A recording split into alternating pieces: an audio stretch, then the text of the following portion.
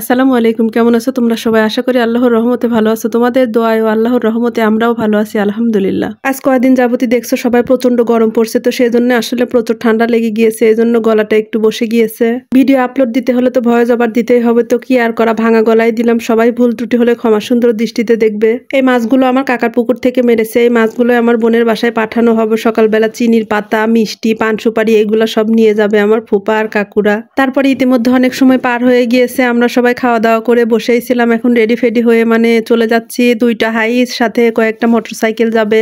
বড় কোনো গাড়িতে উঠলে আমার প্রচন্ড মাথা ব্যথা করে, সাথে বমি বমি ভাব, হয়তো ভালো লাগে না। আমার সবচেয়ে মোটরসাইকেল জার্নিটাই বেশি ভালো লাগে। তো আমি আমার ভাইয়ের মোটরসাইকেলে যাচ্ছি, ফুফাতো ভাইয়ের। আমি তো এখন আসল কথাটাই বলি নাই যে আমরা কোথায় যাচ্ছি। আসলে আপনারা যদিও বা বুঝতেই পেরেছেন, আমরা আমার বোনের বউ ভাতের অনুষ্ঠানে যাচ্ছি, যেটাকে আসলে আমাদের ভাষায় ফিরুনি বলে। তো আমরা ফিরুনি নিয়ে আসতে যাচ্ছি।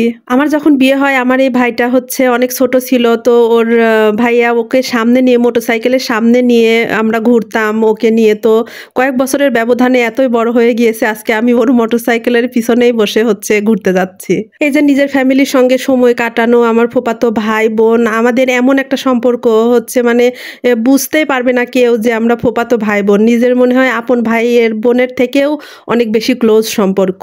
জীবনে তো অনেক ভালো মোমেন্টই থাকে, তবে তার মধ্যে আমার সবচেয়ে বেস্ট মোমেন্ট আমার ফুপু, আমার ফ্যামিলির সবাই যখন আমরা একসঙ্গে থাকি, গল্প করি, রাত্রে একসঙ্গে ঘুমাই, সব বেস্ট সময়ের মধ্যে এইটাও আমার একটা বেস্ট টাইম। ওদের সঙ্গে সময় কাটানো আমার খুবই ভালো লাগে, অনেক ভালো লাগে, আলহামদুলিল্লাহ।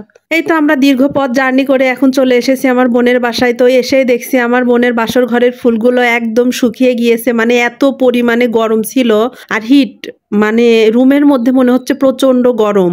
আমার বোনও একদম গরমে মুখ চোখ কালো হয়ে গিয়েছে, তার মনটাও অনেক খারাপ। ফ্যামিলিকে ছেড়ে এসে আসলে বিয়ের প্রথম তো সবারই খারাপ লাগাটাই স্বাভাবিক। তারপরে যখন নিজের আপনজনেরা সবাই আসে, তাদের মুখগুলো দেখলে না এমনি ইমোশনাল হয়ে যাওয়া লাগে। এসে আমরা সবাই অনেক গল্প করলাম, তারপরে ঠান্ডা খেলাম। খাওয়ার পরে এখন বোনের বাড়িটা ঘুরে ফিরে দেখবো। দেখার পরে এখন প্যান্ডেলে চলে এসেছি, আবার সবাই মিলে খাবো। তো এক টেবিলে আমার 3টা কাকু, আমরা 2টা ভাই এবং 2টা বোন একসঙ্গে বসেছি। তারপরে এই তো আমাদেরকে পোলাও দিয়ে দিল, সাথে রোস্ট, ডিম, অনেক কিছু খাবার আইটেম ছিল। আলহামদুলিল্লাহ অনেক ভালো ছিল খাবারগুলো খেতে। টেবিলের উপরে সবকিছু রেখে যাচ্ছিল, তো আমরা সবাই মন মতো যে যার মতো উঠিয়ে নিচ্ছিলাম। আমার ভাইরা থাকার কারণে তো আমাদের কোনো কষ্টই করতে হচ্ছিল না, আমার ভাইরাই আমাদেরকে তুলে তুলে দিচ্ছিল। খাবার দাবার শেষ করে আমরা আবার একটা রুমে এখন গিয়ে গল্প করছে। আমাদের ফ্যামিলির সবাই একসঙ্গে হলে যে যার মতো গল্প করে, বা বোনের শ্বশুর বাড়ি কেমন হলো সেগুলা নিয়ে ডিসকাস শুরু হয়ে গিয়েছে।